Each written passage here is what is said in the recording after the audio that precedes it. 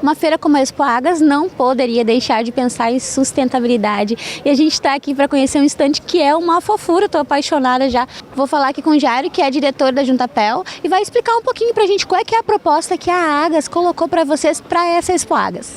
Então, foi um prazer muito grande, recebemos esse convite da Expo Águas, né, com o objetivo e a missão de fazer uma gestão focada na sustentabilidade dos resíduos da feira, né? Como a gente sabe, todo evento ele gera seu impacto ambiental, né? Então existe aí uma grande concentração de pessoas nesses 3 dias de evento, né, consumindo. Então, assim, a gente se preocupou em destinar lixeiras, né, estimulando a segregação e a separação dos resíduos, né, de forma bem didática, onde simultaneamente a gente consegue também auxiliar na educação, né, e na orientação das pessoas através das cores dos resíduos e a identificação. O legal é que eu e o Jefferson só chegamos aqui, a gente já ganhou um copinho como este aqui, ó, que é para que evitemos de usar mesmo outros copos descartáveis durante a feira, então a gente usa o mesmo, lava, vai lá e usa, ainda mais a gente que passa tomando cafezinho por aqui. A gente vai agora mostrar um pouquinho o que acontece aqui, porque uma das coisas que eu estava conversando com o Jairo, eu sempre procurei reciclar, mas às vezes a gente não tem conhecimento, o que é que vai onde, o que é reciclado, o que é orgânico e o que é rejeito, que tem uma diferença, e a gente vai explicar um pouquinho isso agora, né? Vamos lá. Vamos começar aqui falando sobre plástico. Acho que o plástico aparentemente é o mais fácil de todos de identificar, o plástico, o vidro, mas o plástico. Isso, exatamente. Né? Então, assim, esse é o resíduo que mais vai se gerar na feira durante os 3 dias. Né? Então, assim, principalmente o copo plástico. Né? Daí também na nossa iniciativa de distribuirmos 5.000 copos desses durante o evento, né, os 3 dias, diminuindo assim então o resíduo plástico. A gente ainda pode levar o copo para casa e utilizar depois. Agora falando aqui um pouquinho sobre o papel, acho que o papel está bem explicado. Papelão, jornais, revistas, folders, Tetra Pak, isso fica bem dividido mesmo, mas às vezes a pessoa tem uma dúvida com alguns papéis, a gente estava vendo ali os papéis que tem uma mistura de um outro material junto. Na verdade, sim, por exemplo, a embalagem Tetra Pak ela é composta de vários materiais, né? Ela de forma específica, ela é composta de um metal, uma camada plástica e uma camada de papel, né? Mas existe um processo de reciclagem desse material, então ele é perfeitamente reciclável, ele pode ser agregado juntamente com a separação do papel, sem problema nenhum. O que é diferente, por exemplo, que a gente viu, me chamou bastante atenção, porque estava aqui no rejeito, o papel do chocolate, o papel da bala.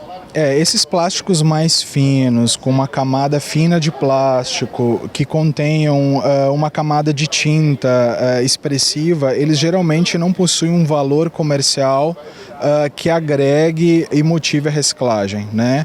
Então, ele é um material que ele geralmente é classificado como rejeito. O orgânico, então, diferente do rejeito, isso é muito importante explicar. Rejeito é uma coisa, o orgânico é outra. Explica pra gente. Isso, geralmente na nossa casa, na realidade, o que nós temos é o descarte do rejeito, é aquilo que não pode ir para a coleta seletiva. E nós misturamos, geralmente, o resíduo de alimento com esses materiais que não têm valor comercial para reciclagem. Né? Aqui no evento, como nós temos um processo de compostagem, o resíduo orgânico ele vira adubo. Né? Então aqui a gente deixou bem claro na nossa sinalização das placas que ele deve estar livre de elementos plásticos e embalagens. Né? Então, por quê? Porque ele vai virar um composto orgânico depois que vai ser usado como substrato para plantas, para adubar solo, enfim, jardins, né? Então, existe essa diferença aí. Uma coisa que eu vi ali no metal, lata de alumínio, lata de conserva, tampas de metal, pregos e grampos. Não fazia ideia que eu deveria colocar um prego ali, mas aí se estiver enferrujado. Na verdade, teoricamente não tem problema, né? Eu diria o seguinte, se você tem pregos para descartar, você coloca eles dentro de uma latinha de metal, por exemplo, de uma conserva, né? Para que não fique também exposto no saco, porque ele vai furar e aquele prego vai cair, vai se perder no meio do caminho. A questão da ferrugem, ela é irrelevante, né? Depois no processo de reciclagem isso se resolve. Até porque eu considero muito melhor você colocar isso no metal, de qualquer forma, do que jogar no rejeito. Com certeza. A gente falou do lixo aqui, agora a gente vai ver esse lixo num outro formato. Vamos dar uma olhadinha o que é que se consegue fazer a partir dele. A gente sabe que muita coisa pode ser feita daquilo que a gente considera lixo, né? Muita coisa se transforma, mas também tem aquela parte que é quase que uma arte, né? A gente está vendo aqui essa parede, eu quero que tu fale um pouquinho sobre ela, porque eu estou encantada. Ela é feita com resíduos de pasta de dente, isso? Isso, na verdade essa chapa ela é produzida à base de tubos de creme dental, né? Tanto os plásticos como aqueles antigos metálicos, né? Então assim, ela é uma chapa que ela tem uma boa resistência, né? Ela nos dá um bom conforto térmico também, acústico, e ela não propaga chamas, né? Então ela ia nos dar esse efeito bacana, né? De reuso. Então, esses são pequenos exemplos de coisas que podem ser reaproveitadas, né? O que a gente precisa é de políticas públicas que estimulem o consumo desse tipo de materiais e também tragam subsídios às empresas que estão dispostas a desenvolver e investir nesse tipo de produto. Olha só, ali fora a gente estava vendo tudo de pallet, é um material que antigamente era largado, hoje em dia muita gente faz coisas de pallet, mas também tem aqui toda essa madeirinha que ela é reciclada também. Essa é uma chapa de ABS, né? Ela é feita à base de sobras, né? E pedaços de madeira, né? E dá esse efeito, esse acabamento bacana. A gente vê esse material muito utilizado em obras, né? Então é uma chapa de um valor agregado baixo, né? Mas ela dá um efeito bacana, né? E aí combinou com a proposta do nosso stand. E a gente resolveu trazer para fazer o móvel à base desse material, mostrar que é possível e que fica bonito. E eu não posso deixar de falar, né, porque a gente sabe que aqui no nosso litoral a gente tem bastante campanha com as tampinhas, e aí eu pedi um pouquinho da explicação do que é essa campanha com as tampinhas, que é todo o Rio Grande do Sul, na verdade, mas no litoral aqui gaúcho a gente tem uma campanha bem forte também. Isso, essa campanha das tampas de garrafas, ela já está bem disseminada, né, ela é importante, a gente vê bastante gente envolvida nisso. A gente vê grupos como Lions e Rotary bastante envolvido também nessa campanha, onde essas tampas elas são trocadas depois por cadeiras de rodas, né? Então assim, é um trabalho bem bacana social que é feito por trás dessas tampas, né? Essas tampas elas são do material plástico extremamente reciclável, geralmente um material bem nobre, porque elas precisam ser resistentes, né? Então elas têm uma boa capacidade de reciclagem, essas tampas.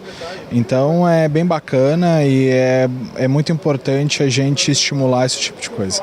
Aí, né, gente, pra quem não tá juntando ainda as tampinhas, procura aí, porque em Capão da Canoa, especialmente, tem muitos pontos de recolhimento das tampas para poder ajudar. E a gente vai encerrar aqui essa matéria falando que também temos aqui um movimento artístico, com uma crítica política aí a esse nosso não cuidado com o lixo. Isso. Esse trabalho foi elaborado pelo nosso arquiteto, né, Caco Conte, né, um grande amigo meu. E a ideia dele justamente é trazer para a discussão, né, trazer uma crítica a respeito da má segregação dos resíduos, né?